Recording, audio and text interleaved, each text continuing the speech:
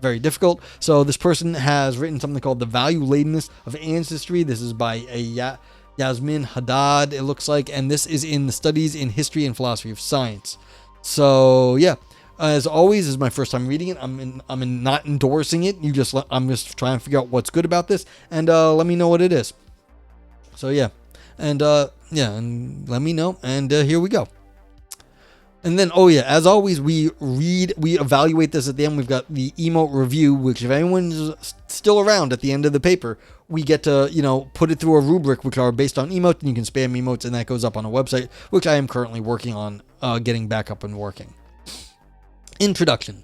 Studies that collect large volumes of human genomic data, such as genome-wide association studies and large-scale cohort studies, for example, the National Institutes of Health, NIH, All of Us Research Program, test thousands of genetic variants across many individual genomes to find statistical associations with specific traits or diseases. One way to obtain insights into important genetic similarities and differences is to establish comparisons across groups. Thus, grouping humans into population structures is a widespread practice when collecting, organizing, curating, sampling, and labeling genetic data. To this end, scientists use population descriptors to group and label genetic data into relevant population structures. For instance, data can be grouped by ethnicity, ancestry, race, or continental and geographic origins. Race, ethnicity, and ancestry are related and overlapping population descriptors. In most large-scale genetic studies on human populations, participants identify their ethnicities at the recruitment stage. Once data are collected, samples are arranged into genetic ancestry groups according to genetic similarity, based on ancestry information markers, AIMs, which tend to overlap with the participants' self-identified ethnicities. Geneticists often view this overlap as evidence that the genetic ancestry grouping successfully delineates relevant population structures. Viper says, Google now gives the H-index within the search summary for academics, and we're back to what exactly are we counting? Yep. I was talking to one of my buddies at work. He turns out to go to he goes to a gym to work out, like normal human things. One of the people in his gym is one of the professors at Columbia. And so he was talking to this professor of philosophy at Columbia, and because he wants me to change up philosophy roulette, do what he wants me to do. I'm like, dude, you have no idea what philosophy is like. Well, he has some idea. I'm like, you have no idea. But he's like, all right, I'm gonna go talk to that guy at Columbia and ask him what his opinion is. And the guy at Columbia was like, of course, it'd be really cool if there was more cool public philosophy. He says, all my students are interested in is citation networks, though. All of his students, this is guy a professor, so all of his grad students, all of his students are interested in citing each other in a network so that it boosts their H-index so that they can get higher search results. He said this is what people are doing. He says they don't care about doing cool stuff out in the public. They want to boost their H-index, which is, for people who don't know, is citation counts, so that they could get, a better job and look more important. Bruh, yeah, I know. You want to play the academic game, this is how you play the academic game. You go to a high-value school, high reputation school, and then you get a bunch of citations on your papers, and then and it makes it look like, to the bean counters, that you are an important philosopher. Cabo says, people just want to be high on the leaderboard. That's exactly right. So, and that's the funny thing, when I finally I'm working on what exactly are we reviewing on Philosophy Roulette. I'm giving all the papers a score. There are plenty of reasons, and Vipers has enumerated many of them, why this is a terrible idea, giving all these things just sort of blanket score. That doesn't matter to me so much. I know it's terrible. I know it's bad. I still feel like I want to give it a score for, I think that's what people look at. When you go to a rating site, you see the score. You want a really easy way to be is this good or bad? A yes or no.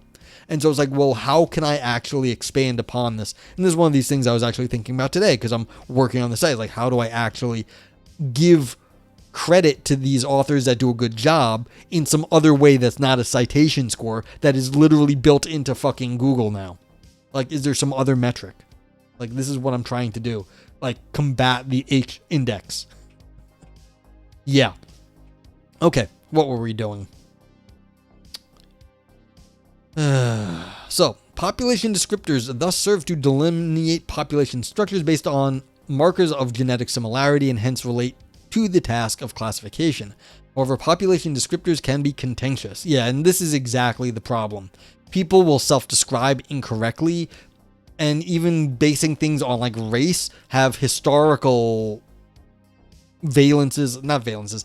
They have like a lot of baggage to them. And so the way we describe race was a lot of times, at least here in the West, is, you're basing stuff on classifications from like old European views on stuff, which were fucking racist a few hundred years ago. And it's like, these are terrible ways to group people. You're grouping like maybe disparate groups together. And it's like, well, we still use these racial terms and it's not very accurate. And we're trying to do better, but like still. Raymond says, the former rector of the Royal College of Spain in Bologna once said, a scholar quotes the first thing that was said about something, an academic quotes the last thing that was said about something. Don't commit the sin of being an academic. Yeah, I mean, that's the academic game right here. I bet a paper on combating the H-index would do well on said index. Yeah, but I bet there's a stack of them, though. Combo meal. Viper says, I just Googled my name H-index, no result, but I got distracted by the image results because you look a lot like the clones of some prior me prime. I have an H-index of 1 or 2. Like, if you go to my Google Scholar page, I have one guy's reference my work. What do we have here?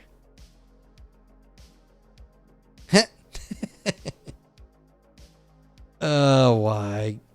All right, so you can see the one right here. This is me. This is not me. I don't know who this is. Although I do have this shirt. You see the shirt? I was wearing it yesterday. I don't know who that guy is. This may be the same dude, actually, just older. Or maybe, yeah. This is me. I don't know who that is. Don't know who that is. Yeah, I don't know who any of these guys are. Yeah, I didn't go to Northern Vermont University, but I do kind of look like that dude. Okay. Yeah. Funny. Yep. All right. Yeah, so how you group people is like grouping people, putting lines around like different groups of people. Same as lines in like on a map. It's going to be politically contentious. It's like, where exactly is the border? Who the fuck knows? Okay. In particular, the once commonly used label race is increasingly replaced with genetic ancestry. Yeah, so exactly. The old racial terms are not going to be so good. Which some consider to be a less loaded term and more objective category. Given recent efforts to diversify genomics by including samples that are representative of human genetic diversity, it is unsurprising that a debate surrounding population descriptors has resurfaced. In 2022, the National Academy of Sciences, Engineering, and Medicine, henceforth NASEM, established a committee of scientists, social scientists, health professionals, and stakeholders in commercial genetic companies to review and assess the existing methodologies, benefits, and challenges in the use of race and ethnicity and other population descriptors in genomics research. However, while clustering humans has been addressed by philosophers of science, biology, and race, philosophical tools and debates that could be productive in this context were somewhat overlooked in the NASEM committee's report. Oh, they didn't talk to the philosophers. More sad about that. Mwah. This paper addresses this gap by providing a value-based account of the use of population descriptors in genomics. The main argument put forward is that employing axiological reasoning as a tool to guide scientific practice in human genomics is beneficial, particularly when key decisions about classification are considered. And axiology is value-based. That's what axiological means. So you're like a theory of ethics is an axiological system. It's a value-based system. I call this view the value-based account. Well, thank you, me, for knowing my terms. Value-based account, yeah. In this paper, I will focus on the specific descriptor ancestry due to its growing use and popularity in human genomics. This paper is structured as follows. Section 2 provides a brief overview of the use of population descriptors in genomics, focusing on ancestry, and considers why this label is often chosen over other descriptors such as race. Section 3 then evaluates its claim of objectivity against the question of the ontology of population structures. Section 4 argues that as mixed concepts, the choice of population descriptors is guided by values regardless of which ontology is taken to be correct. Section 5 then draws on the taxonomy developed by Ward to explain how the choice and use of population descriptors is value-laden and provides clear examples to illustrate value-ladenness in population descriptors. How the value-based account can be used to provide normative guidance on scientific decisions is also considered. Section 6 then provides concluding remarks. Now let's see what this picture up here is. Okay, so we've just got a table of different terms, definitions, and the examples where these things are used. Okay, so we'll get to that. The term genetic ancestry broadly refers to the shared genetic material within human subgroups. While human evolution is marked by mass migrations, a central assumption in human genomics is that as humans most likely reproduced within areas of geographic proximity, it is possible to trace populations back to their continental origins. Humans are thus said to belong to major continental subpopulations and are frequently grouped into genetic ancestry groups based on these shared geographic origins. Geographically based genetic ancestry groups are thus a proxy for genetic similarity, which is a quantitative measure of the genetic resemblance between individuals. Generally, information on actual genetic similarity is extracted after data are divided into geographic genetic ancestry groups, which are typically based on ethnic self-identification. In other words, ethnicity is thought to map onto geographic origin, which in turn maps onto information about shared genetic ancestry. Okay, so we're using just locations as proxy for genetic similarity. Okay. Again, what do you want to do with that data? That's kind of the interesting thing. Like, does it matter? Like, what are the similarities? Like, are the similarities really close within a certain area, or are they different according to different things? Like, there might be other differences there. So yeah, there will be some similarities, but maybe not so many. All right. Although the population descriptor race is used to be prominent in human genomics, the descriptor genetic ancestry has gradually gained popularity, owing in part to the fact that it is a less loaded or problematic term. At least two reasons explain this shift. First, there is a noted danger in reifying racial categories. Second, genetic ancestry better captures historical human migration, and grouping individuals by their continental or geographic origin better overlaps with measures of genetic similarity. Okay, so it's better than just calling someone race, because however the fuck you define race. Thus, establishing a biological basis for genetic ancestry appears innocuous in comparison to the historically loaded notion of race. Common to these reasons is the goal of objectivity as faithfulness to facts. As such, ancestry is a useful descriptor because it faithfully captures an underlying feature of the world. In this case, ancestry descriptors capture clusters of genetic similarity.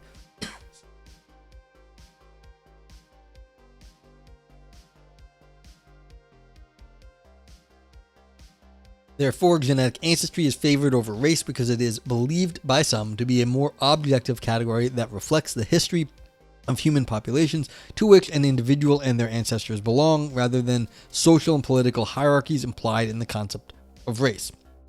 For instance, Haddad endorses his view, making a case for the use of ancestry as a useful comparative category. Race, unlike ancestry, is an inherently hierarchical concept based on culturally and historically contingent distinctions. Ancestry, on the other hand, can be quantified in a more fine-grained way than race, and hence is a useful category in genomics because it provides insights into the genetic characteristics of groups. Yeah, but again, you still have to sort of like pick out the group that you are discussing. So the question is it the genetics or the group? And then are you applying, like looking at the genetics of a pre-understood group, which might just be a racial group? Or are you looking at genetic like markers and then grouping people according to that? You're getting a little bit of a chicken or the egg here. All right, two empirical developments contributed to the widespread acceptance of ancestry as allegedly more objective more objective descriptor than race. First, the early work of Luigi Luca Cavalli Sforza was one of the first comprehensive accounts of the structure of human populations based on continental and geographic regions. These studies purported to show that genetic variation in human populations roughly follows the distribution of major continental regions. These studies, as well as initiatives such as the Human Diversity Genome Project, sought to clarify the distribution of human genetic variation across the globe. Ultimately, the goal was to obtain insights into each group's particularities, with group groups being divided roughly by the continental or geographic origin of samples, as well as the self-identifying characteristics of the study participants, such as ethnicity or race.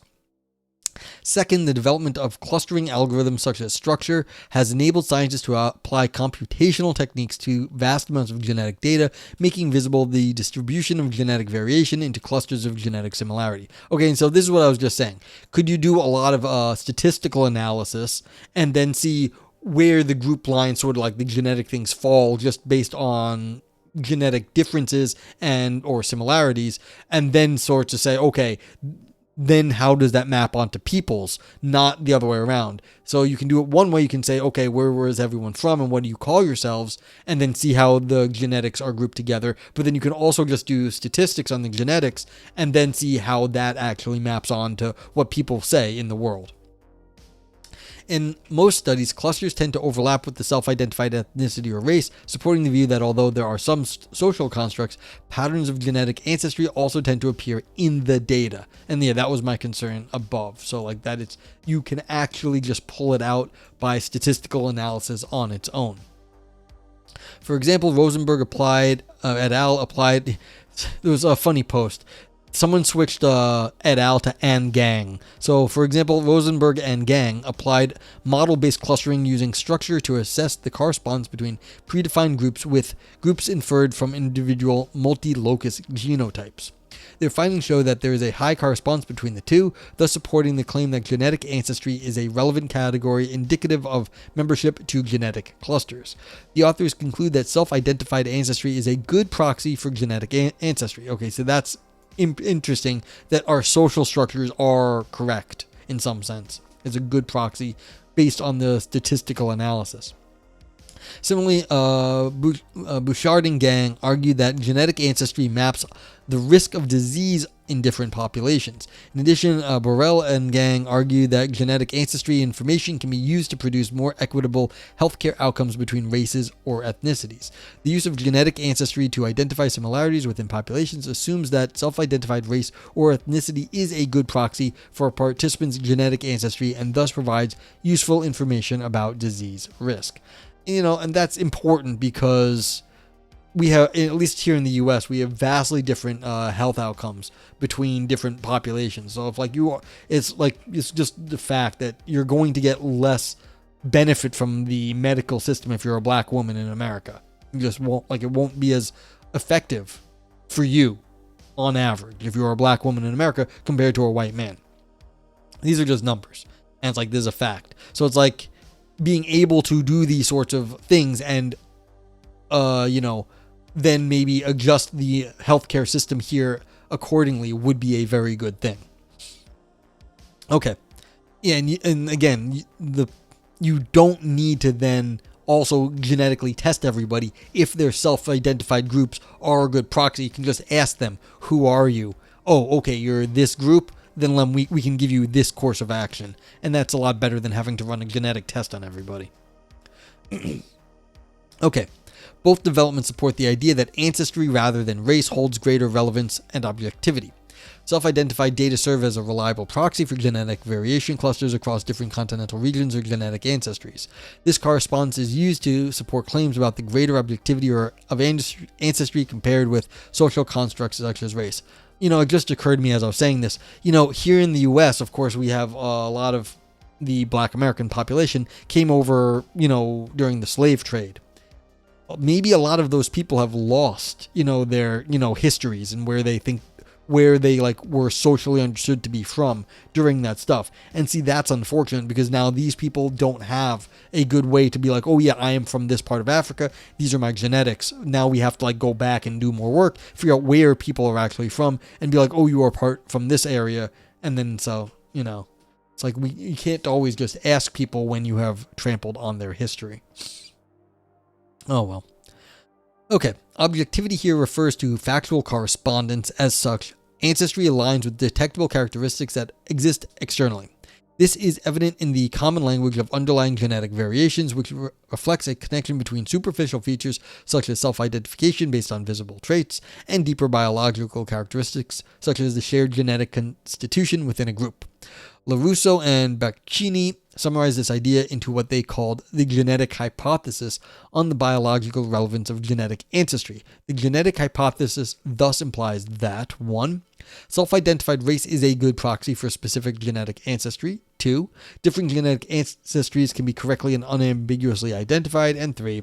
A particular genetic ancestry can be used as a proxy for unknown genetic variants that contribute to the risk of complex diseases, which are supposed to be either population-specific or differentially distributed among populations.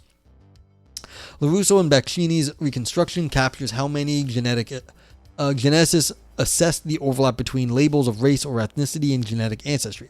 However, some geneticists question whether genetic ancestry is an improvement on the notion of race in genetic studies. Rather, they argue that the label genetic ancestry, like race, enforces the idea that human variations is discrete while it is in fact continuous. Yeah, I mean, you're still making arbitrary distinctions. Like, you have to, people didn't live in just one area. They moved a little bit left and right, and if that's where you draw the border, it's going to be a little bit off. Representing human variation as discrete is an oversimplification that leads to the unwarranted reification of categories, this time based on DNA information rather than self-identification. Anytime you draw lines, this is going to happen. Yeah. The genetic hypothesis summarized above has important consequences for the treatment of disease in the biomedical sciences and precision medicine. This assumption appears to be taken for granted in current large-scale studies that have major downstream consequences for our understanding of the genetic origin of complex diseases and the subsequent health policy recommendations based on this. For example, this is the case with the All of Us cohort study launched by the NIH in 2018. Based on the premise that one-size-fits-all medicine often overlooks important differences such as patient responsiveness to treatments, risk of developing disease, or exposure to environmental factors, this NIH study aims to collect sufficient genetic data to support treatments that are tailored to specific groups. All of Us is significantly larger in scale than previous studies on human genomics. Over a 10-year period, it will sample the genomes of more than 1 million adults across a range of ethnic groups with a particular focus on recruiting people from communities that are typically underrepresented in genomic databases. Genetic databases are recognized as overrepresenting individuals from weird, Western educated, industrialized, rich democratic societies. Therefore, the scope and scale of All of Us seeks to mitigate this problem. And this is what I was just saying. You don't want to be one of the minorities in the U.S. because medicine doesn't work as well as it does for, the Western educated, industrial, rich democracies, the weird groups. Yeah, and so this is always a problem in science. I mean, just in general, because a lot of studies are done in colleges, and who's in colleges, there are people who can afford to send their kids to college. You've got the kids of rich people, and so that is a very strange population on its own. It's not representative of the wider population. Okay. All of Us requires participants to self-identify their ethnicity. The participants' genomes are then sampled, added to a database, and sequenced. Once their genomes are sequenced, the participants are grouped by genetic similarity on specific loci of their genomes by assessing single nucleotide polymorphisms. The results are then plotted in a principal component analysis graph. A recent analysis of All of Us data, this is from 2024, so it's a recent paper. This paper came out in 2025, so this is new stuff, and so they're looking at data from just last year. Showed that there is slippage between self-identified labels such as ethnicity and other labels such as genetic ancestry and race. For example, in one of the study's uniform manifold approximations and projection plots, UMAP, the participants' pattern of ancestry and admixture are compared against their self-identified race and ethnicity. The labeling scheme mixes different categories and descriptors in the visual representation of the data. The resulting plot suggests an overly discrete view of human genetic variation based, at least in part, on the choice and use of different population descriptors to describe human subgroups. The use of different colors for the different clusters represented exacerbates this effect and can be misleading. A similar confusing labeling scheme is also found in the All of Us Genomic Data Quality Report. Yeah, so you're going to have people who don't want to call themselves certain things. And also they might say they're part of one group and maybe not another group. And once you start varying up all the different overlaps and different kinds of ways people might be describing themselves, things start to get messy. So then you're getting the social factors into this stuff. This figure captures the conceptual relationships between ethnicity, ancestry, and genetic similarity when categorizing humans based on genetic ancestry. The arrows and boxes represent the stages in the categorization process. The dot, well, is there a picture here? Okay, so we've got pictures and stuff over here. Okay. So that's down there. So the dots represent individual samples and the ovals represent clusters based on similarity. In step 1, data are collected and participants are asked to self-identify their ethnicities. Arrow A represents unsupervised clustering based on markers of similarity. Step 2 represents the outcome of this clustering. Arrow B represents training and running a predictive model, supervised clustering, and results in the categorization of step 2 data into predefined ancestry groups using aims from the current patterns. Step 3, ancestry groups are constructed from genetic, statistical, and participant information. Double arrow C represents the use of a predictive model for an individual's data in which weights for predefined ancestry groups yield the individual's genetic ancestry. These in turn feed back into how the ancestry groups are defined and iterated. Step 4 shows that the clusters produced by this process frame future sampling and analysis, and thus the clusters get reified by subsequent empirical work. Yeah, so they try to figure stuff out, then they define some terms based on whatever they thought they figured out, and then they use that data going forward. But of course, you're getting what would this be called? You're getting like a initial sampling errors. Whatever that initial data has, you have then built that, whatever structure that is, into the data going forward, and there may be problems in that initial data. Science has a category on Twitch. What's up? Yeah, LobTube. Yes, it does. Science and tech. I am a philosopher, so I'm in the just chatting category because I'm not doing science. I am talking about... this is philosophers talking about science, though, at the moment. But yeah. K-Par says, I had a prof who basically refuted the need for GWAS to try and explain higher cervical cancer prevalence and mortality in indigenous populations. Compared to the risk for Canadians, Americans, Australian, and New Zealander indigenous groups, which were all at similar risk, even though they were very different from each other genetically. When you follow the natural history of the disease, they're less likely to get screening and treatment, leading to higher rates, is because of their shared history. And there you go. Yeah. Interesting. Yeah, I mean, there's a lot of like these environmental factors, and not just environmental, but like social factors that cause different groups to deal with the medical profession in a different way. And so it's like you've got all these sort of historical baggage that like maybe that's actually what the cause is, not their genetics. And so it's like, yeah, it's like what exactly are you showing with the genetics if it actually was a completely social phenomena? It's interesting stuff. All right, so figure 1 shows the general workflow illustrating how clusters based on ethnicity, ancestry, or race are configured in most large-scale genetic studies. Depending on the kinds of clustering techniques being used and the software packages involved, clustering can either be defined a priori or a posteriori, or computational techniques may find the optimal number of clusters. Regardless of the technique used, decisions on optimal clustering must be made to represent the data. Yeah, so you need to like have some arbitrary numbers about what counts as a cluster and what doesn't. This indicates that modifications to the depicted process will not necessarily avoid the influence of values, both epistemic and non-epistemic, in the process of deciding what kind of evidence supports previously held hypotheses. In fact, a recent criticism of PCA method in human genomics shows that the data representation based on clusters organized around descriptors is often one of many possible ways to represent data, which are influenced by background assumptions that expose weaknesses in the alleged objectivity of the processes. Yeah, so this is kind of what it looks like, this sort of thing. You've got participant information, then you have some sort of complex distribution, you start clustering things, then you break that down, and then once you have these groups, then you use that group to classify other stuff. And of course, anything that goes on in this area here is going to any like presuppositions, the non-objective stuff, any here will get built into everything downstream over here. So yeah, that's how it goes. Viper says, my nephew thought that his ancestry was Guyanese. He only recently found out that he's Indo-Guyanese, and his last name, Isaac, is actually an ancestor's first name, as well as was the practice at the time to fit into the Western naming traditions. Interesting. Yeah, so like, yeah, so his last name is Isaac, and it's like, where'd that come from? Well, some Westerner's first name, yeah.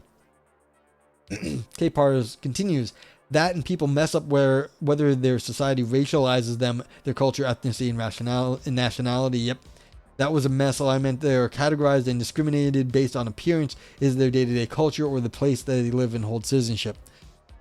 Yes, like all these things.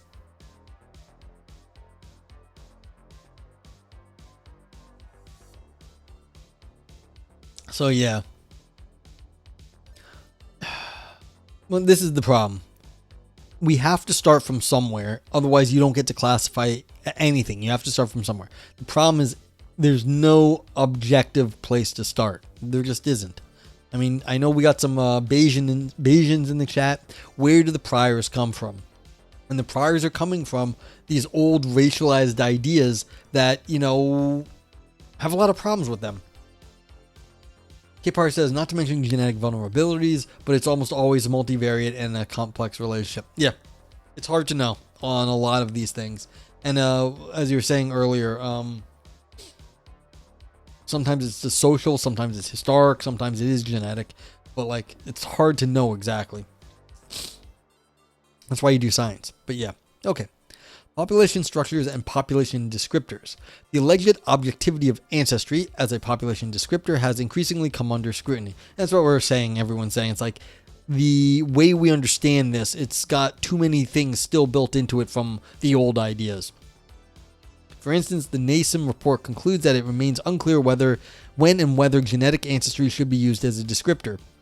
This aligns with some philosophical considerations of this particular descriptor, which caution against slippage from ancestry to race. Nash also shows that geography and ancestry are increasingly used to describe patterns of genetic variation without recourse to racial language. However, semantic slippage occurs because ancestry is a somewhat imprecise and ill-defined concept, meaning that continental scale labels remain profoundly entangled with the notion of race. Yeah, we're not getting away from the old ideas. We love to think we are not. I was reading a while back about the lie that big tech always likes to propound, that they're somehow neutral. Oh, we're just displaying information. The way search engines, I mean, up until recently with the LLMs, that they were organizing data, eventually went back to library science. It's like, how do you organize data? Well, it went back to the library science. Where does library science come from? Well, that's the same problem we have here. It's the same old ideas out of like the 17 and 1800s. We classify stuff according to that way because that's how all the data was classified. You can't change that stuff quickly. And all of a sudden, you've just inherited these racist ideas from the past. Who counts and who doesn't? So it's like these things all got inherited.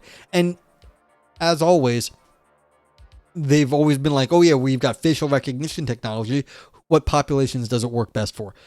The ones it was trained on, which are usually white men. And then it doesn't work very well for all the other races and genders. And so it's like, yeah, you're just picking out any random black man when they say the guy's black and it looks like him. It's like, that's terrible racist bullshit. The medium is the message, yes. So yeah. Okay, so author continues. In this section, I delve deeper into the claim that population descriptors such as genetic ancestry are chosen in large-scale studies because they successfully pick out objective categories in the world. Okay. I first evaluate the ontological underpinnings of such a conception of objectivity when applied to genetic ancestry and highlight some challenges associated with it. Following this, I then explain why axiological reasoning supplements ontological choice and is useful in shaping the choice and use of population descriptors. Yeah, so you've got these old concepts you've inherited that have a lot of baggage from God knows where. And this author looks like they're trying to be like, okay, let's see if we can supplement this to make it less bad, because we really can't get rid of the old ideas. We have nothing else to work with. We don't have just like an ontology given to us from God that just like selects people perfectly. We just don't have that. Okay. The problem of population structures in the philosophy of science. The question of how to describe population structures within the philosophy of science would be, prima facie, treated as an ontological one. Broadly put, the discussion would be aimed at understanding whether there is a match between scientific categories such as genetic ancestry and real mind-independent features of the world such as population structures. For example, a popular question in the philosophy of race is whether categories such as race, ethnicity, and genetic ancestry, generally arranged by specific phenotypes, for example skin color, and genotypes, for example genetic similarity, are biologically real. Similar ontological concerns underpin some of the scientific rationale supporting the use of genetic ancestry as a useful population descriptor. This is particularly evident when clustering algorithms such as structure indicate that there is an overlap between self-identified categories and underlying patterns of genetic variation. Kapar says, that's why I tend to say racialized. It is not an inherent group. There tends to be more variability within than between them. It's just superficial difference that a society does something about. Yeah. There are, like, racialized isn't bad. Like, I've heard other variations on the word racial. Like, you're not racist, you're racialist or something. Before, when people are trying to counteract the history, but they're trying to use the old ideas, but maybe not in a bad way. So it's not a bad strategy. Like, what else do we have though? Because rarely when you ask a race survey, do you actually mean their genetic code? Yeah, and who actually knows what their genetics are? Very few people. I mean, maybe now that you have like at-home tests, but how good are those? And are they just using the same shitty classifications that we're trying to get away from? So you think you went and you got yourself a genetic test? Well, did you just play into all the things that this author is complaining about that don't work? I think you can get a much fancier genetic test now that will actually do a bit more of the genetics and not just lump you into one of these categories. Someone was talking about it recently. Yeah, I forget where that was though. But you can apparently get a good one. Maybe now, but it's not cheap. And didn't what was it? Didn't 23andMe just go under recently and they sold all their genetic data? And that was always the problem. And my dad went and did it, and me and my brother were like, no, you're selling out our genetic history or whatever. And he went and did it, and he found out nothing. It was everything that we already thought we were. And now if I tried to contact the company, my dad died. Am I going to be able to claim as his son that they have to get rid of his data? This is a pain in the fucking ass. I decided I was just gonna not think about it because there's one too many things to then go to see if I can get them to get rid of my dad's data as his son, because my dad's dead now. It's I'd have to fill out paperwork. Oh god, I don't want to deal with that. But yeah, these are problems. So yeah. Okay. Furthermore, studies tend to emphasize this overlap as evidence of the relevance of genetic ancestry because clusters are visible in the data. Good news is only half matched to me. Yeah. Thanks, K-Pars. Yeah. However, ontological treatment of the question of which population descriptor is appropriate is unlikely to sufficiently capture how descriptors are chosen and used in practice.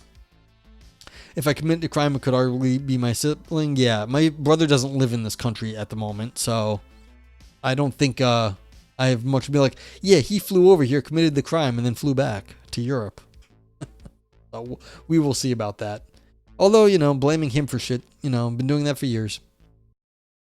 Actually, no, I wasn't. I'm the older brother. I never blamed him for anything. Although it provides a good starting point for understanding the decision-making regarding the choice and use of descriptors, other factors are relevant. Social scientists have shown that many scientists prefer to remain agnostic and somewhat ambiguous as to the relevant population descriptors to be used in a study. These findings add further complexity to the choice and use of population descriptors and show that factual correspondence to biological categories is not the only criterion. Thus, an ontological treatment of the question, which is related to the claim that ancestry is an objective descriptor, may not fully capture pragmatic aspects of decisions and highlight the need for axiological analysis. Yep, so even the scientists know to be worried about it, and so then it gets even more complicated because the scientists are specifically wary because they know that they're using racialized terms because the scientists are smart.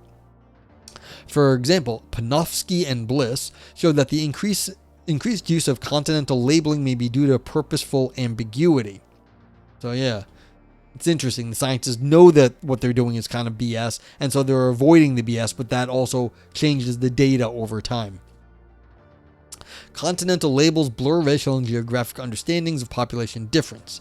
While one may expect geneticists to be concerned with increasing conceptual precision in our understanding of population differences, continental labeling produces the opposite. Moreover, an increase in the combination of classificatory systems suggests that the population concept is being deployed more ambiguously over time among geneticists and within articles. Panofsky and Bliss also demonstrate that for any given label, there will be varying perspectives on and commitments to the underlying biological reality it captures. In interview data from senior geneticists, ontological opinions varied widely. One interviewee claimed that the labels derive from what we can measure genetically, indicating a commitment to a strong underlying ontological realism and factual objectivity about population structures. However, other views did not indicate any ontology at all. For example, one interview argued that conformity to labels is merely a result of having to follow bureaucratic standards. Another criticized the use of labels such as Caucasian because individuals grouped this way exhibit significant genetic variation. Finally, several interviewees mentioned that labels are deliberately imposed by external constraints, such as funding agencies, and thus they showed skepticism toward and resistance to these imposed labels. Panofsky and Bliss conclude that geneticists see the problem as one of pragmatic coordination, not abstract conceptualization. That is, they ask, what are the right labels for a particular set of samples combined for this research question, given the proclivities of these researchers, not what is the correct conceptualization of a population. Yeah, so in other words, bureaucracy is getting into this as well. So it's not just historical questions, but what do you have to say to get funding and to get your work done, which is another layer of complexity here. Another example is the ethnographic study by Fujimura and Ramya. These authors show that while geneticists differ in their ontological commitments regarding biological clusters, in practice they choose descriptors for mostly pragmatic reasons. For instance, the authors analyze the use of a particular clustering algorithm, Eigenstrat, which does not require the number of desired clusters to be predefined. This is different to structure, where the number of clusters k equals n is predefined. Surprisingly, the authors found that even though Eigenstrat does not rely on predefined clusters, PCA plots were still used to group samples into a fixed number of continental or subcontinental subgroups. This choice can be explained by the fact that demarcating populations is central to the sharing of results within this field of research. Okay, and so there's also the problem is that you have to describe the data, and you don't want to describe a million things. You want to describe something in a reasonable count of things. And this is what we were talking about earlier with Frank. You can't describe huge numbers of things. It makes no sense to people. You have to knock it down to like categories we can actually talk about. Yeah, I'm losing it, I know.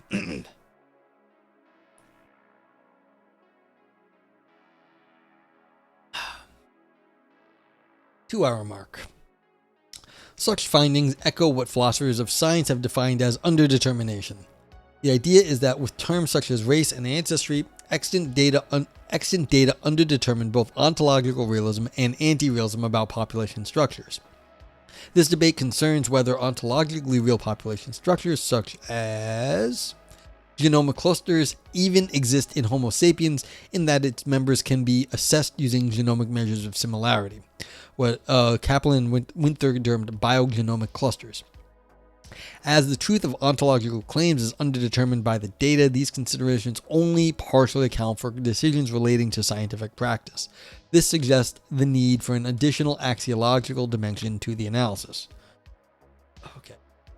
So it looks like we're finally getting to what they want to talk about, values here. Axiological things are values.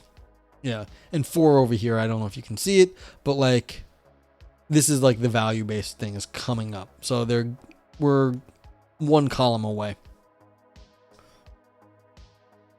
As evidence from the social science indicates, the ontological question of an attribute's reality only partially informs normative decisions in scientific practice.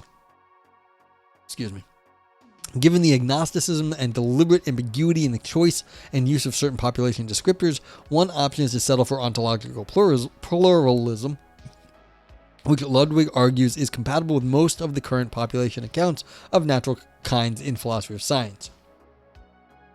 Ugh. Choosing an ontology is an empirically open-ended endeavor, and different ontologies will be more suitable depending on specific goals. Similarly, when considering population descriptors to describe human groups, different descriptors are chosen according to the aims and goals of the study. In fact, one of the recommendations in the NASEM 2023 report states, recommendation 6. Researchers should tailor their use of population descriptors to the type and purpose of the study in alignment with the guiding principles and explain how and why they used those descriptors. When appropriate for the study objectives, researchers should consider using multiple descriptors for each study participant to improve clarity. As such, understanding the ontology of a structure cannot explain why a certain descriptor is used unless contextual factors are also considered, such as the goal of a study.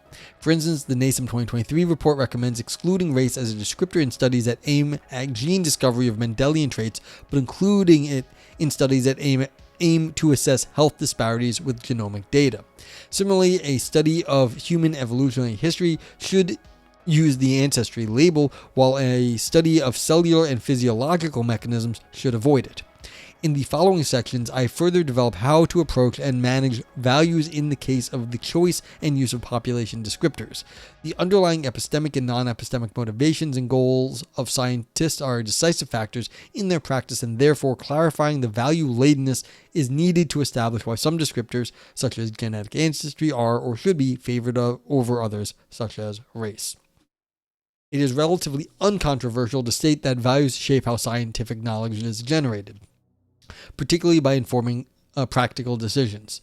Classification and clustering tasks are pervasive in human genomics, owing to the subject matter are situated in political contexts. Yeah, we're finally getting to this sort of like, this is the rub. You can't get away from some of the social things, even in science. Thank you for being here, Vipers. Have a great night. Good to see you around again. So, sleep well.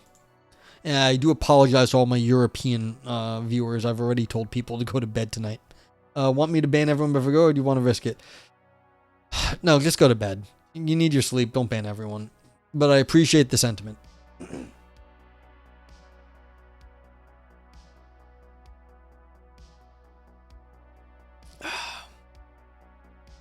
Okay. Many categories employed in genomic research. You know what I was waiting for? I was a little surprised. I was like, you know what's going to happen? Oh, is it not here? Oh, dagnabbit. Okay. That's my fault. I didn't put it back. Just waiting for one of these. Everything that guy just says is bullshit. Thank you. That was Viper's fault. I have to re-add that to the channel point redemptions. I forgot I turned it off for a bit. Okay. Many categories employed in genomic research are what Eliot calls mixed concepts. Mixed concepts are those that blend epistemic and non-epistemic content. As such, they can be informed by both the epistemic value of objectivity and non-epistemic judgments. Philosophers of science who study classification related to the question of natural kinds have already suggested different ways to consider the influence of non-epistemic values in scientific methodology, such as in classification procedures. The concept of genetic ancestry is an example of such a mixed concept. When deciding to use the genetic ancestry descriptor, there are concerns about the epistemic productivity of the concept and the socio-political context in which the research is produced. The question that remains to be explored then is through which mechanisms do values influence the choice of population descriptors. Yeah, and this is everything. Because we were describing this earlier. No matter what you do, you're going to get yourself into a chicken or the egg category. If you just try to do straight data, then you have to apply the data to some people, and then who do you actually apply it to actually make it useful to predict things about certain groups in the world? You have to talk about some people in the world, and if then you just take the groups of people to begin with, and then like say, okay, that group has this genetics, you've already pre-selected the group, and it may not be a perfect grouping based on whatever, and then so who actually does that like data represent? just the people who claim that they are that way or the actual people that have that genetics. It's a chicken or the egg. You're going to have to fit. You can't just be like, this is the group and that's what it is, because you're not going to actually get everyone like accurately. You're just going to either get like the old ideas of what counts as the group, or you're going to have to then just take the data and apply it to people. But who should you apply it to for the data to be useful? Okay. The value-based account. By analyzing the reasons for using genetic ancestry as a descriptor, I have shown that objectivity is an important factor. Studies that have shown that self-identified ancestry or ethnicity is a good proxy for genetic ancestry provide empirical support for this view. In section 3, I have shown that while objectivity is a necessary consideration, it is not sufficient reason to explain the choice and use of population descriptors in scientific practice, and thus have emphasized the need for axiological considerations. In this section, I clarify what this axiological reasoning entails for human genomics and how this supplements and explains decision-making in scientific practice. In two versions of his conceptual argument, Eliot argued that non-epistemic values can affect conceptual decisions. First, values are involved in evaluating the social consequences of conceptual choices. For example, one major concern driving the shift in population descriptor from race to ancestry is the social consequences that result from reifying race, thus treating this complex construct as reducible to variations in human DNA. For non-experts, this reification may reinforce racist beliefs and misconceptions about the alleged biological reality of racial categories. Employing values to assess potential social outcomes depends largely on the details of each case. Second, the consideration of values can enhance scientific work. As scientific concepts are often mixed, non-epistemic values can be beneficial to scientific reasoning. To be sure, axiological reasoning is not the only way open to genetic research. Rather, it can be used as a tool to support rationales for use and choice of population descriptors to foster greater transparency about classification strategies in genomics. And this is a wider point. I just want to make this clear, emphasize something about what just got said here. Scientists are not using only objective ideas when they do science. The whole point of talking about the world in a scientific, making a hypothesis, is that you don't know what the world is going to look like. So you have to come up with some way to generate these new ideas. If you're just looking at the math isn't going to suggest any good ideas to you on its own. It's just numbers. Maybe you understand something about the mathematical structures or whatever that is, but that's over and above just whatever the numbers are out in the world. And so there's always a lot of non-epistemic, non-objective things going on. You think the world's a certain way, but you have no grounds for believing it until you get the data in. But that's the whole point. That's why you're doing the experiment. And so this is fundamental to the way we do science, is you have to have some idea about what you're up to. And that's not always going to be objective on its own. This is it's one of these more complicated points about once you're at the end of what we currently know, you need to have some idea about how to move forward, but that the whole point is that we're already at the end of our knowledge. And so you're using something non-scientific to actually push the science forward. Okay, to make sense of the influence of values on scientific decisions, I use the taxonomy of value-ladenness developed by Ward and specify how this taxonomy applies to the choice and use of population descriptors in genomics. Ward states that values can either motivate or justify the reasons for choices, or can be causally implicated in choices as either causal effectors or as affected goods.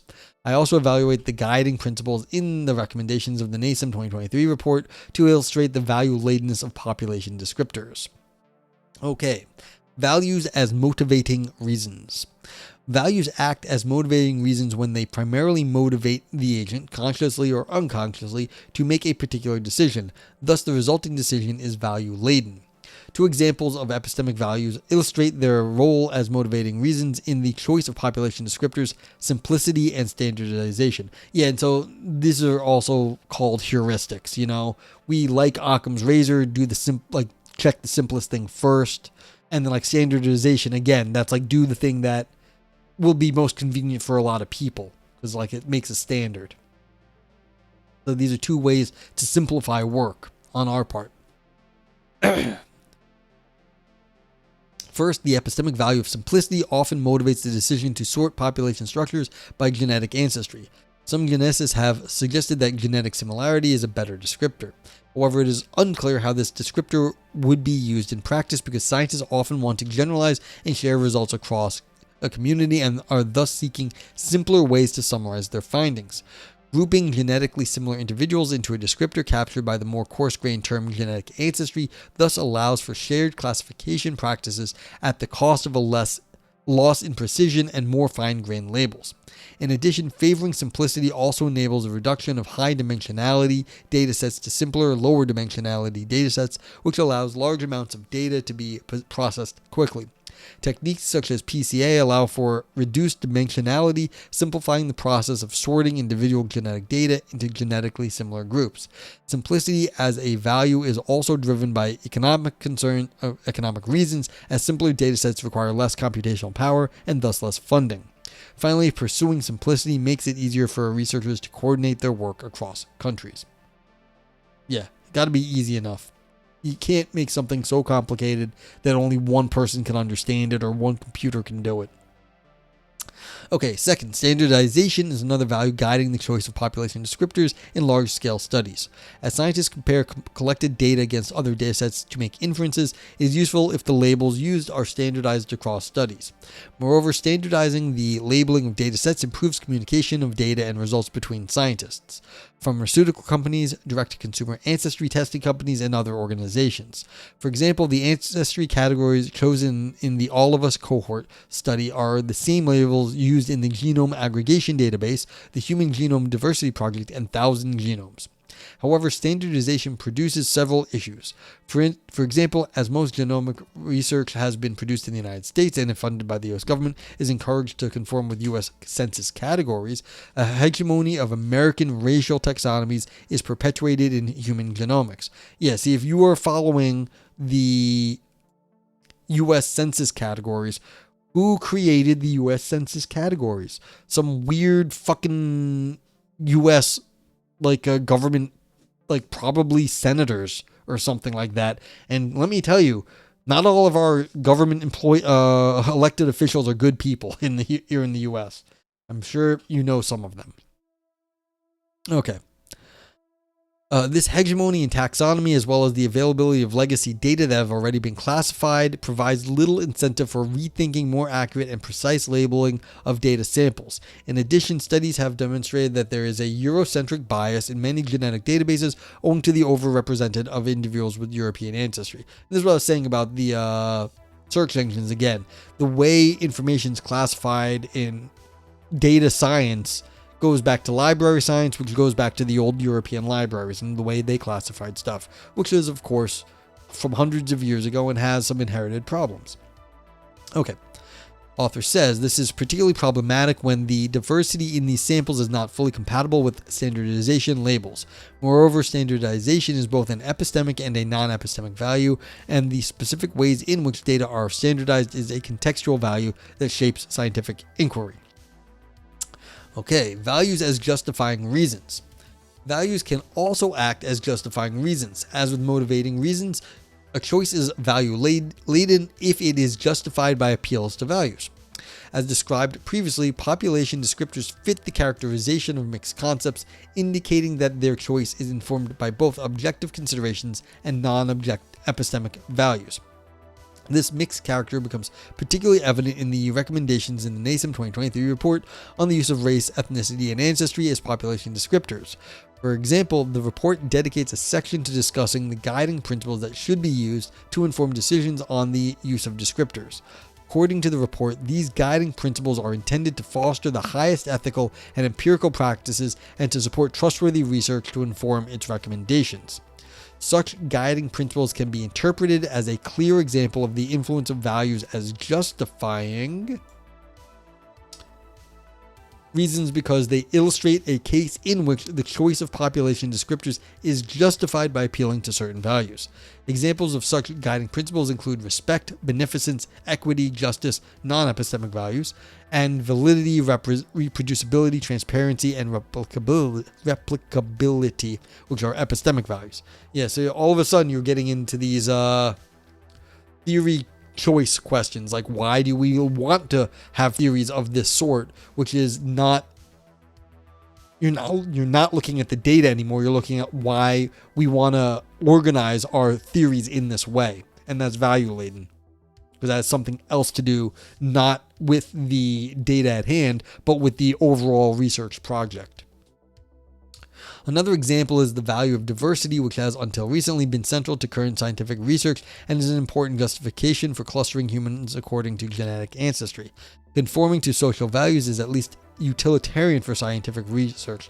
Longino argues that conforming to at least some of the values of its particular scientific community is necessary for a research program to survive and attract participants.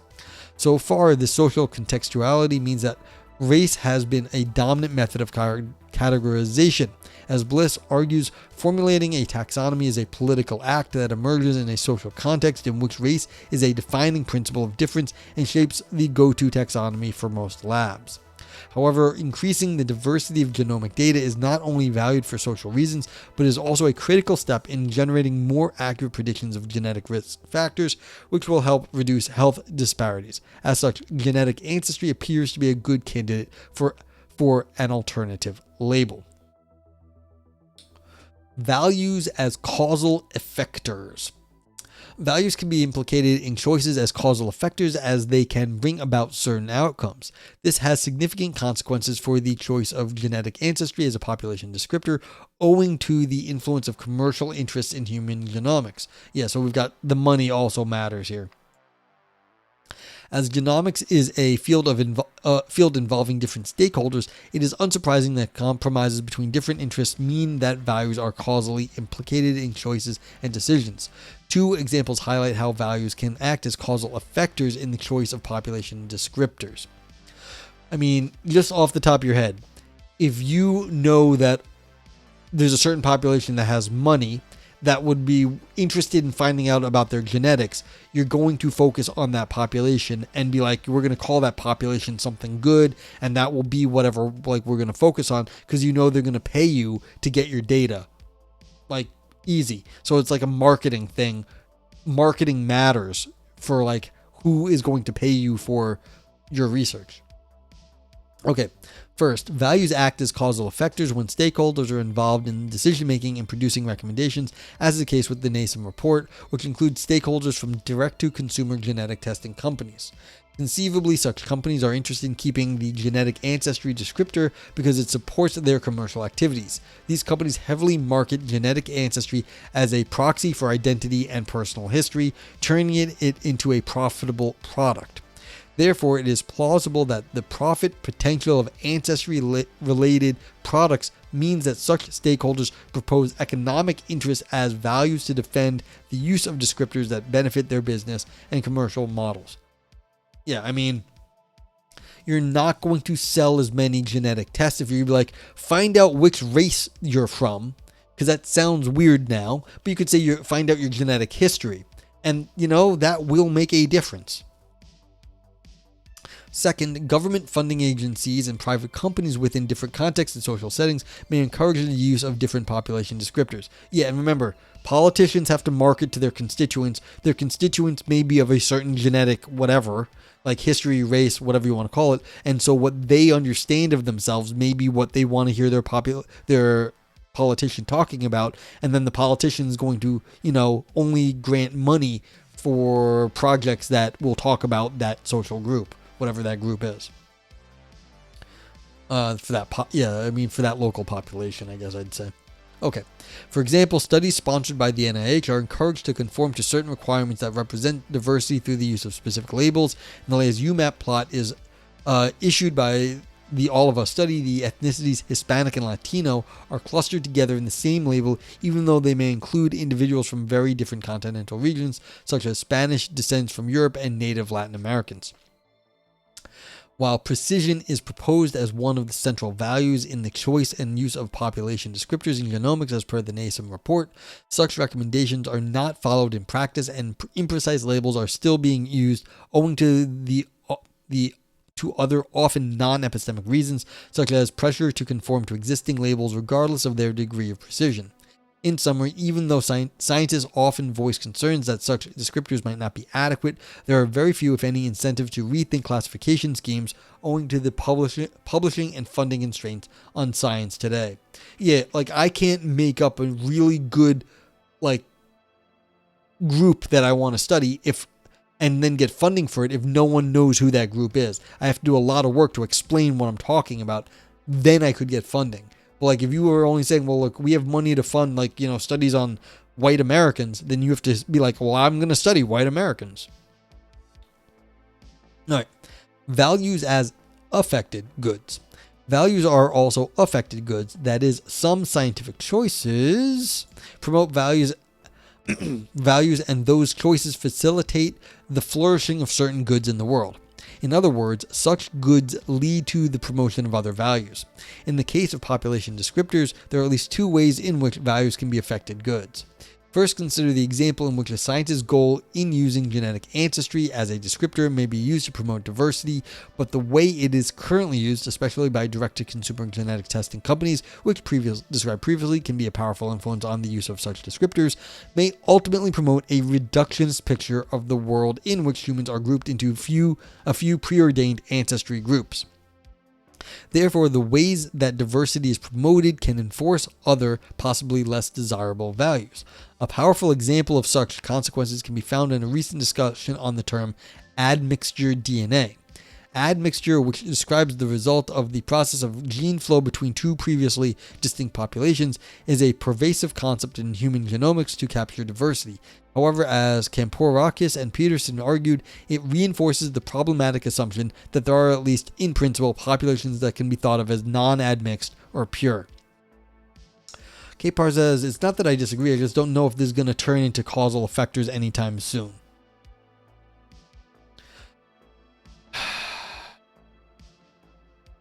I don't know either. I mean, all of these things that they're talking about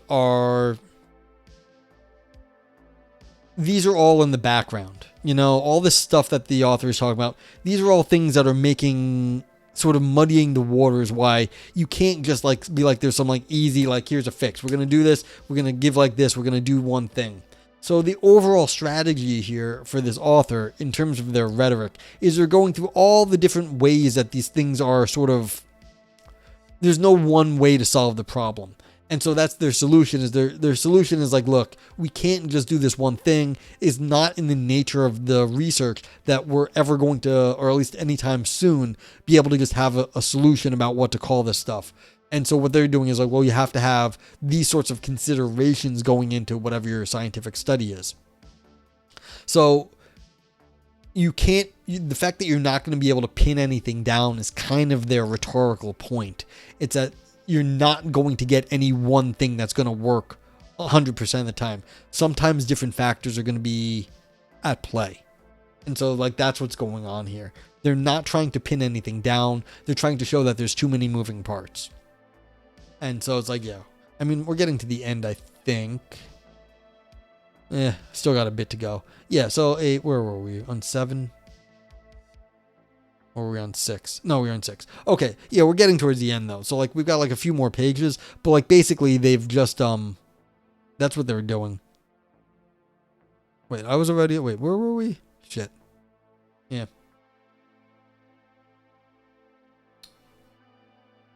Kipar's yeah, it's messy and there are ulterior motives that aren't necessarily for public health benefit, but how is it that these cause outcomes, leaving it implicit, is a bit of a hand wave, have a mechanism? All right, so could we give a better where was I? I'm losing my location. Yeah, this admixture stuff.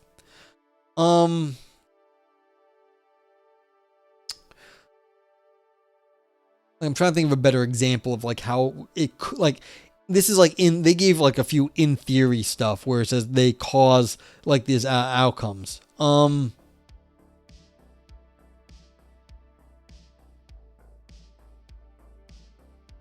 Well, this was kind of my politician example. So say a politician has to work for their constituents because that's what their constituents want. So the constituents want themselves to be taken care of. They want, the government to work for them, their group of people, whatever they're calling it. And that will get the government to spend money to put stuff into this area in this way.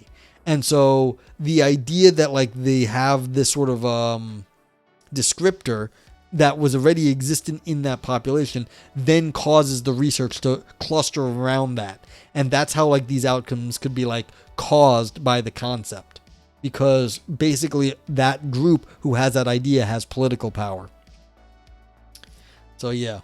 So it's like this sort of thing right here where they're saying admixture, the concept here, could easily be abused by racist people being like, oh, purity, even though that was not what was intended by the geneticists. Tell me if that works. I'm not sure I got your question exactly.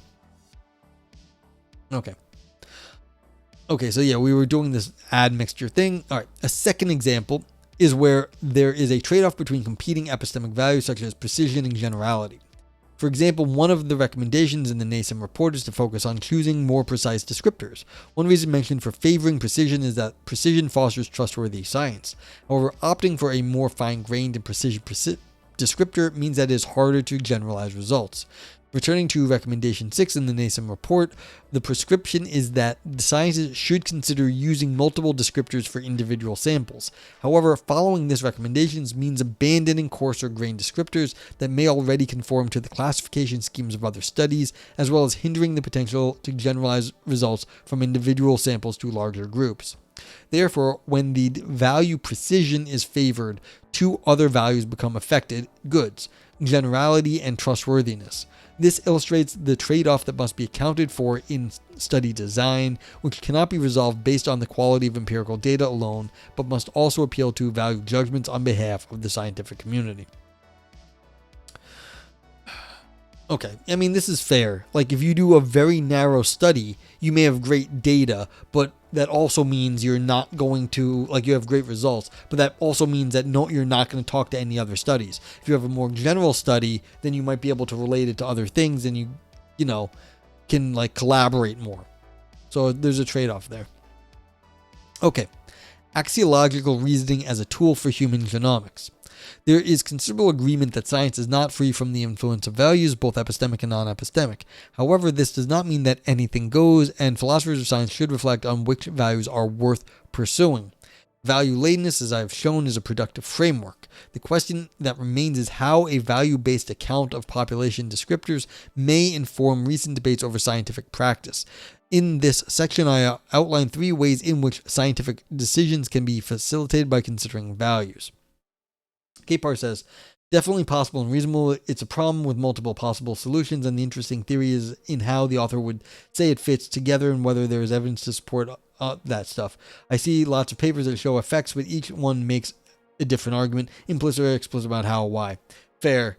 I mean, you got to remember, this author is saying, the philosophers were left out of this discussion. We want to be part of the discussion. So that's kind of what's going on here, is they're saying, look, all the shit you guys have been talking about, it's kind of BS, and you know it's BS, and everyone knows it's BS. Listen to us philosophers. We have some ways of, like, making it less bad, all right? That's really what's going on here. They're saying, look, we've already dealt with some of this BS. This is the way, like, to like mitigate some of it. You should listen to us when talking about this. So this is kind of in the background. It's a, let's give the scientists some philosophical methods that are more effective. I think that's what's in the background here. So they may be a little bit less focused on, the actual hard outcomes of science, but like how to describe things better is what is they're trying to target.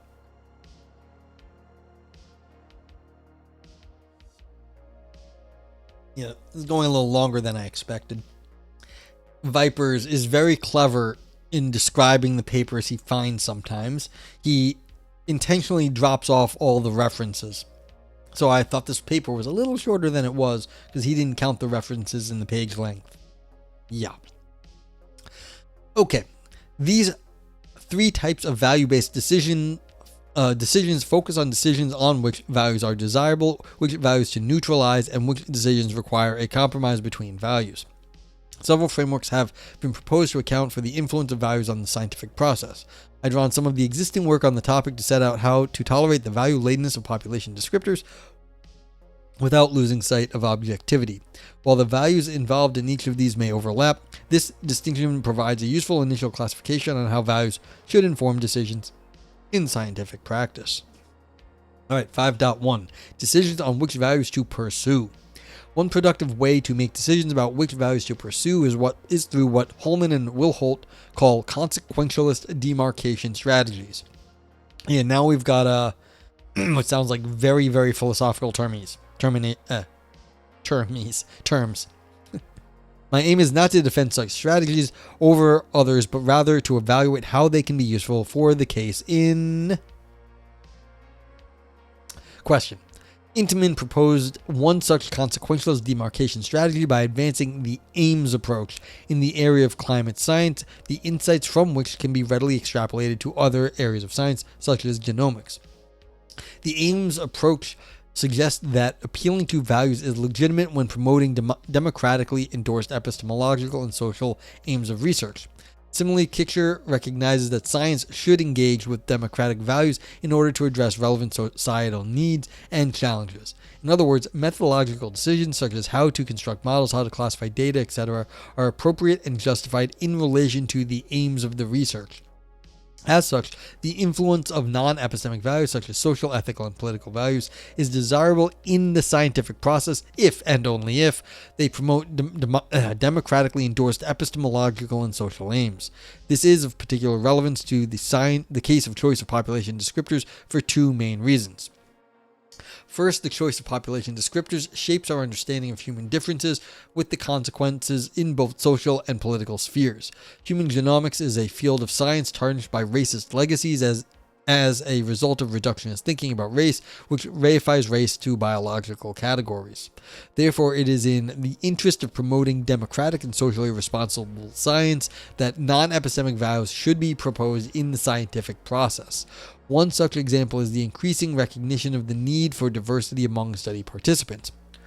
Several studies note that lack of diversity in genetic databases may exacerbate inequalities in health outcomes. Capar says, I think I get what they mean. Values cause the issues they describe, but then using causal effects instead of problem of doing X seems weird because I was primed to expect an argument for a model of argument for the causal process.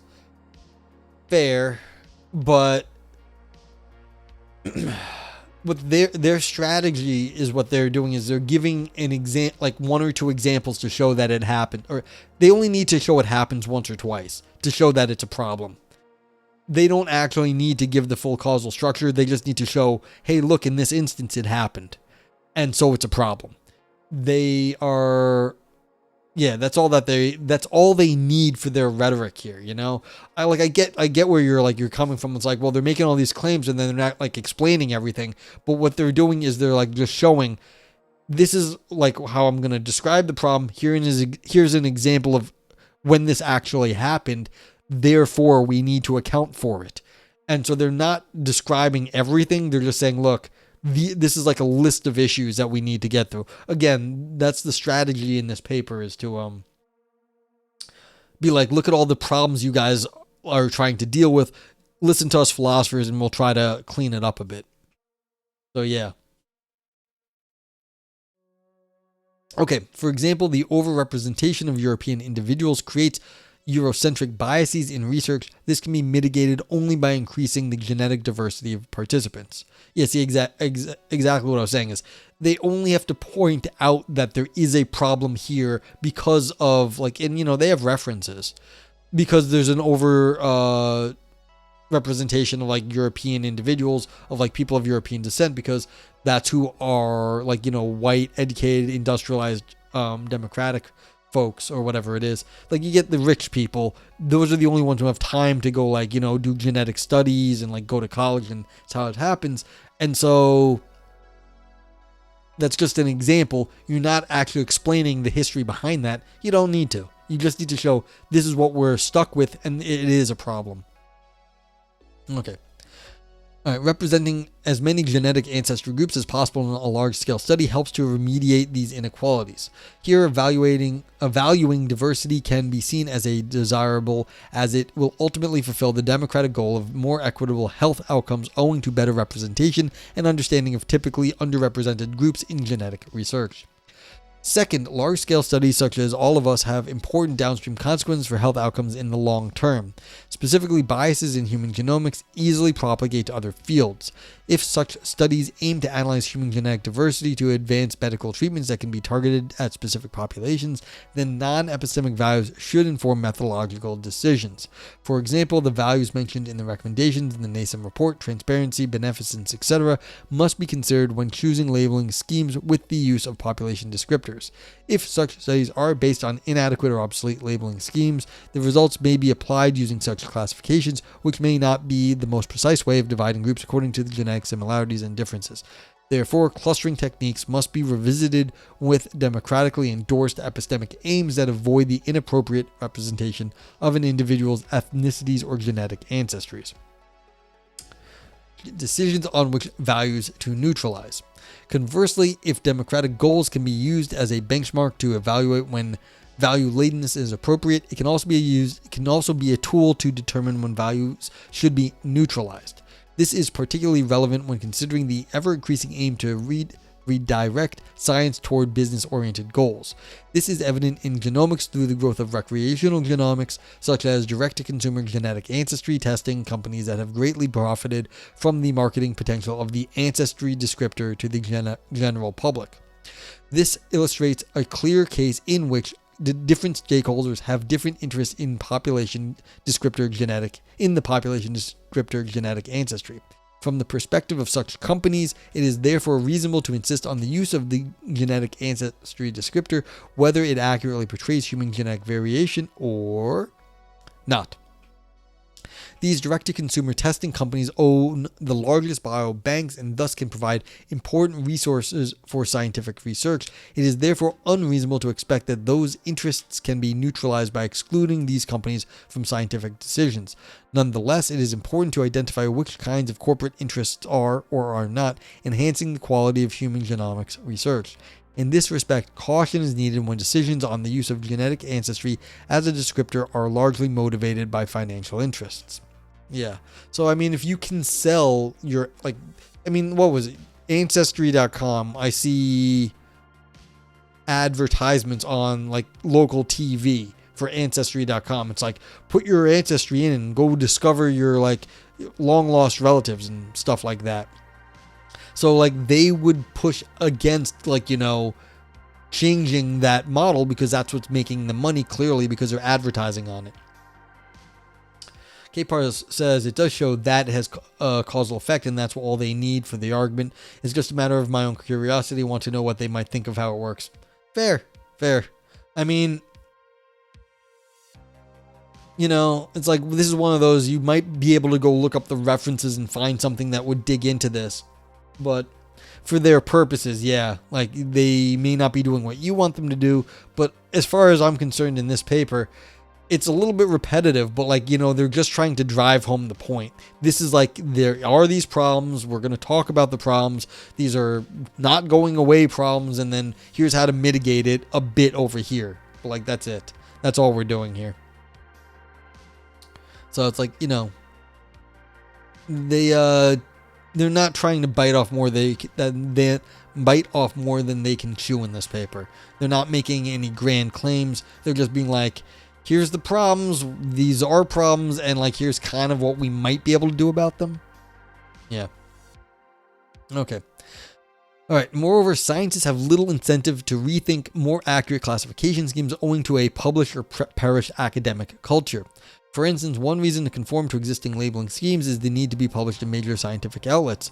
Moreover, methods shown to be not fully reliable, such as PCA, are still the norm and the gold standard for human genomics.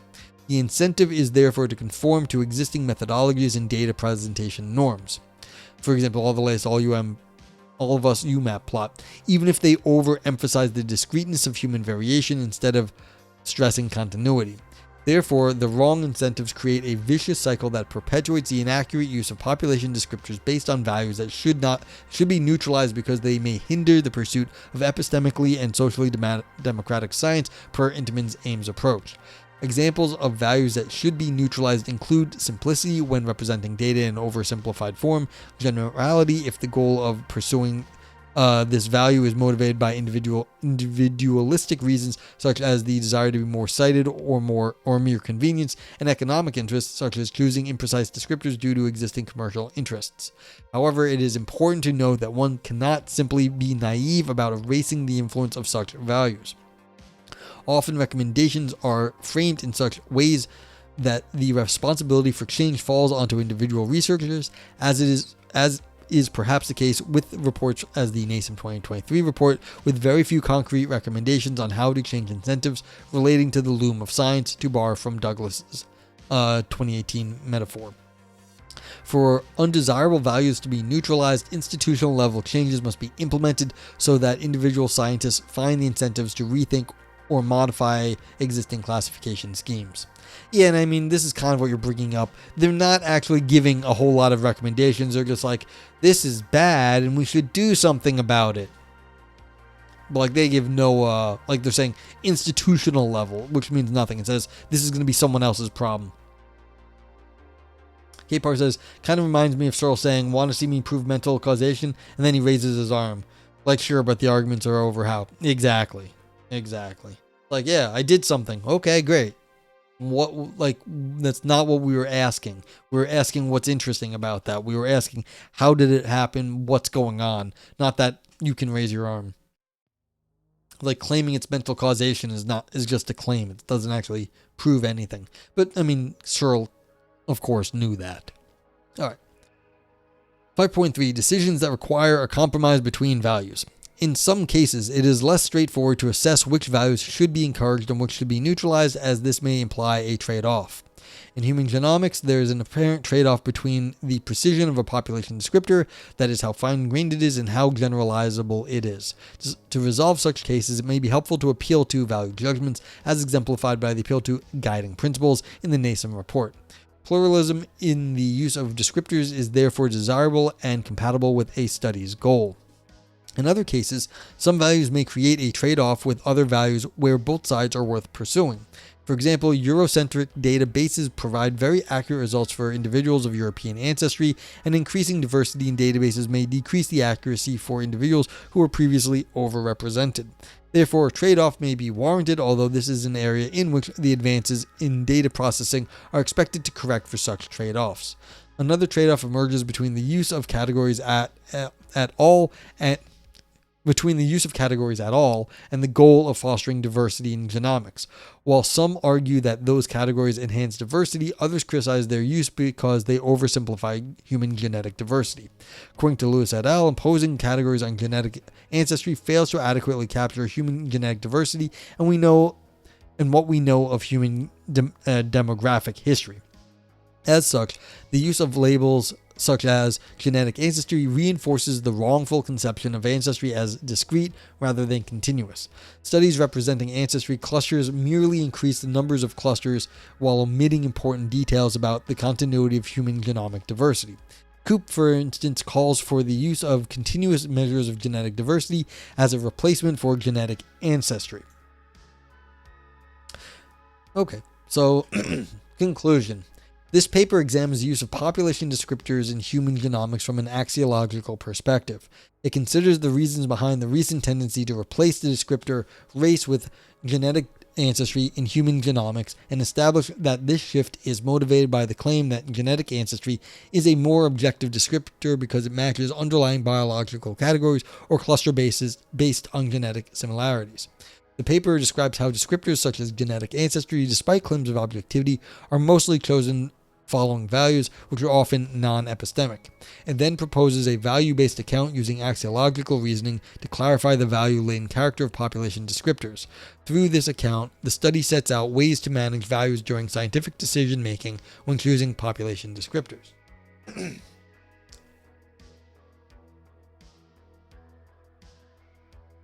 important limitation remains concerning the problem of reification. For instance, one may argue that use of discrete categories is not directly linked to reification and the ensuing prejudices discussed in the paper. While addressing this question lays outside the scope of this paper, it is a limitation that warrants future discussions on the topic. The issue of whether there exists at all a link between discrete taxonomies and reification is an important topic which is recognized here but not directly approached at this stage of the investigation. The shift away from using race and toward using genetic ancestry as a population descriptor reflects a growing awareness of the limits of genetic clusters based on population structures. Although the label genetic ancestry better acknowledges the complex and diverse genetic makeup of human populations, the use of such a descriptor as a replacement for race is not innocuous. Understanding these broad social implications of using descriptors such as these and their role in improving diversity is crucial to achieving responsible research practices, equitable health outcomes, and accurate communication. This requires researchers to engage in critical discussions on values and to incorporate insights from different areas of the philosophy of science. And that's it. Hooray! Okay, so now what we do for everyone who has stuck through that article, this is an okay article. I'm not particularly angry with it. I thought it was very nice actually. But I think it was they were just really hammering at their they were hammering at their points. And so it was very focused. But anyway, what we do now is we review the article. So if you thought this was fun, give it a brain dance. It was spelling and capitalization do count.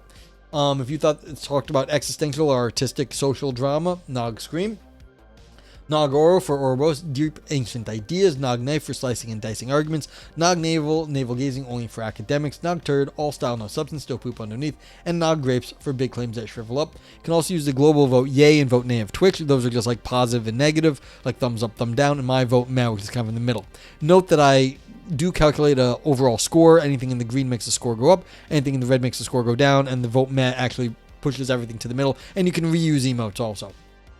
So K-Pars, thank you. It was a brain dance, a knife, navel gazing, a grapes, and a yay. So this is hitting a lot of buttons for you. I wouldn't, I personally, I know you wanted different things out of this article. You said so.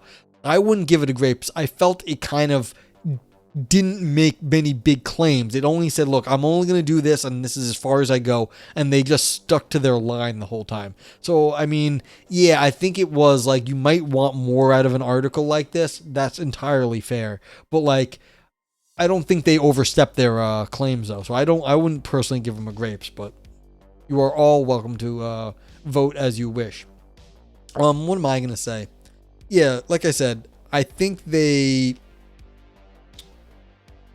Yeah, this is talking to scientists about, other researchers about the terms we should use and, what you should be worried about. So it's kind of like a survey of a lot of problems with, sort of in this area. So it's kind of a survey paper.